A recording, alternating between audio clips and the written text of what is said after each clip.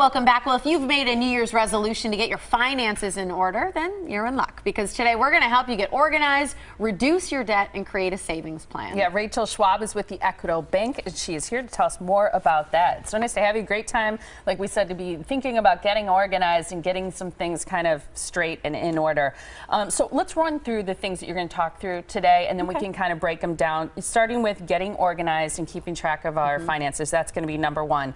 You're going to help us, you're going to talk to us about reducing your debt, refinancing your home, which you say is a key component of this, have a savings plan, and then meet with a financial planner, because I think things can be really confusing, whether you're getting close to retirement, you want to put kids through college, or you just want to maximize your saving potential. So starting with getting organized. Well, getting organized is obviously the first step. If you have a plan, you want to get somewhere. If you don't know where you are right now, it's really hard to judge how you're going to get there. Get a plan, get organized. There's a zillion different online tools that you can use, like mint.com, Quicken. But if you don't want to use online tools, you can always, go to an office supply store and get all the tools you need to get organized. Know what your debt is, know how much income you're taking in each month, and know what your financial picture looks like. I'm always shocked when someone doesn't even just keep a bank book. You know what I mean? I know people who don't. They really have no clue what's in their bank account. It's not that they have exorbitant amounts of money. It's just that they don't keep track. Yeah, I think far too often people don't really pay attention to what they're spending and where they're spending it.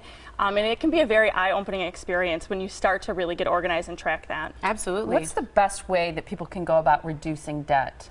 Well, there's a lot of things you want to do. Once you get organized, look at your debt, and you want to look at your balances on your high-rate credit cards. That should be your first order of business, is paying down debt with high interest rates. It is really important, especially today. Things are getting better in the marketplace and in the economy, but there are still some uncertain times, and people need to really be smart about carrying debt. If you're just paying minimums and that's all you can afford, is there any other way to help kind of chip quickly away at debt? You want to start with your high interest credit cards and start paying as much as you can on those. If you meet, we'll talk about that on the last tip, but when you meet with a financial expert, they can help you determine what your best step is based on your individual situation. Kind of prioritize it for you, which I think is huge. The other thing is refinancing your home, and we wanted to take a second to talk about this. First of all, rates are still staggeringly low. So if you haven't if you're in the 5s and the 6s or whatever, even in the 4s, you still should refinance. Absolutely. Your house is probably the biggest investment you'll ever make, and it's the biggest chunk of money that you have going out every month, more likely than anything else.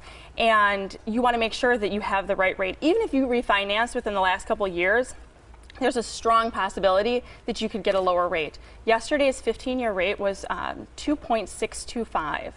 I mean, pretty soon it's just going to be like free money. I know. And if you're not ready for a 15-year, the 30 has been in the low 3s for a while now. So it's something that you can make a huge impact on your bottom line, and really quickly. And what is the margin if you could go down half a point or more, or what's the cutoff where it makes sense, generally speaking, to refinance? Well, the rule of thumb for a long time has been around 1 point, but it really depends on the amount of your mortgage, what the rate was that you had. It really, there's a lot of variables. That's why you want to talk to a mortgage loan expert, because they'll be able to tell you if it's worth your time and effort to refinance.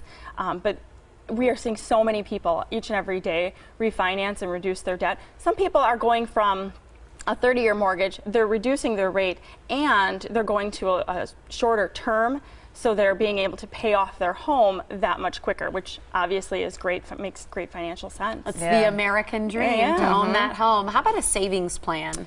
Well, here's a New Year's resolution that I'm going to save, and far too often, we think, well, I'll go and I'll transfer that money every month, or I'll go and do this. What you need to do is get a disciplined savings plan that is automatic. Set up something with your bank that automatically, or your employer that takes the money right out of your check, or with your bank that transfers it from your checking to your savings automatically.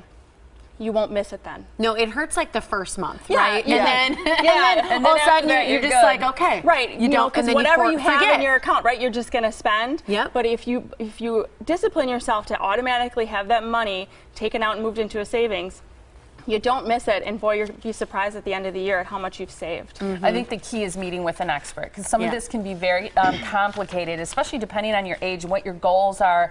So meeting with an expert can help you set those goals as well as achieving them. So we're going to give you the information so that you can get in touch with the experts at the Equitable Bank. They are on Facebook and Twitter. You can call this number, 414-777-4411, or visit them online. It's theequitablebank.com. Always nice to see you. Thank you. Thanks so for having much. me.